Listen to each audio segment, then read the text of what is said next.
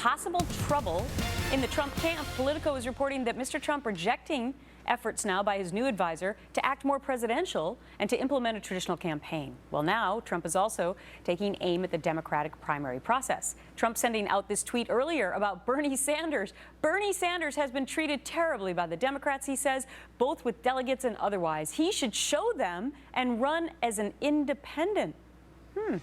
Time to bring in Simon Rosenberg, former Bill Clinton campaign advisor, and Larry O'Connor, radio talk show host for WMAL in Washington. Larry, you were saying yes? Yes, I stand with Donald on this one. Why? I think it's atrocious. Oh, the high-handed and arrogant way that Hillary Clinton and Debbie Wasserman Schultz and the entire Democratic Party have treated poor Bernie Sanders and his legions of millennial voters who hate Hillary, by the way. I agree he should run independent. After all, he is an independent.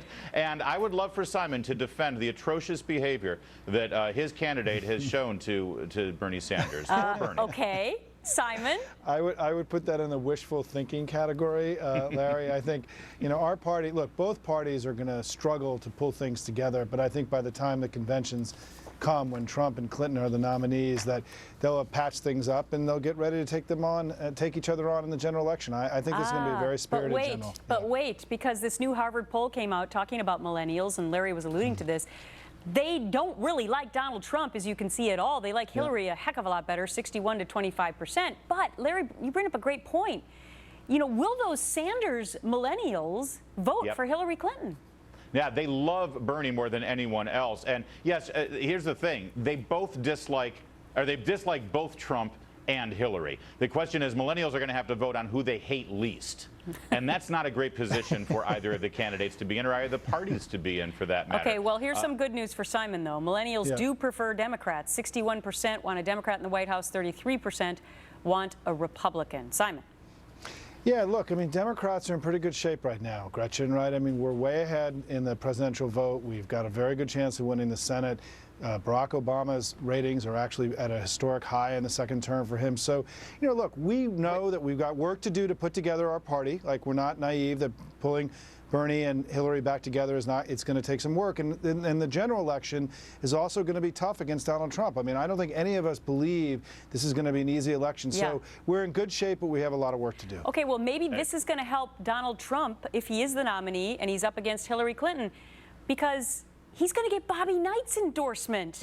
Now, we remember Bobby Knight has a lot of energy, and he's not always politically correct. Yes. Yes. And here's the thing. He was coach at Indiana basketball for years and years, and Indiana, the all-important make-or-break state. Coming up, Larry, does it help Trump? Not bad to have the guy who brought a couple of national championships to the Hoosiers there by your side. And you're right. He's politically incorrect. He's loud. He speaks his mind. But honestly, I don't know if that really helps him in terms of the ballot box in Indiana. He hasn't been the coach for Indiana for quite some time. Remember, he went down to Texas Tech, and it didn't end that great there in Indiana. So we'll see. But it is great for listen, it's great to have any celebrity out there on your side. I still think he's popular in Indiana. Before I let you go, Simon, I want to get your take on this whole idea that Trump seems to be moving away from what Paul Manafort had said on the Sunday talk shows just a few days ago, that he was caught on tape saying, look, he's kind of playing a part when he's out on the stump, but when he's behind closed doors, he actually is going to really be presidential. Well, now word on the street is that Corey Lewandowski has more power now back. And from what we've seen from Trump the last few nights, he's back to saying the stuff about other candidates. Listen, this is going to be fasten your seatbelts, right? This is going to be a bumpy ride. I mean, I think the Republicans have hitched themselves to an erratic candidate who's got a lot of upside, but there's also, as a new candidate, he's bringing a lot of baggage and a lot of uncertainty to the Republican race. And so, this is going to be a tough year for a lot of Republicans. We don't know what kind of Donald Trump is going to show up a month from now, 2 months from now. But we also don't know what he's going to say about Hillary Clinton.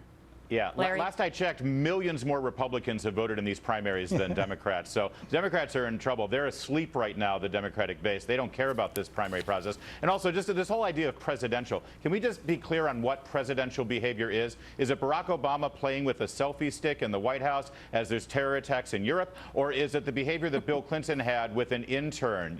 Was that very presidential? I don't think that was very presidential. So I'm okay with Donald Trump tweeting things. I fear the debate that's going to be happening in the elevator. later.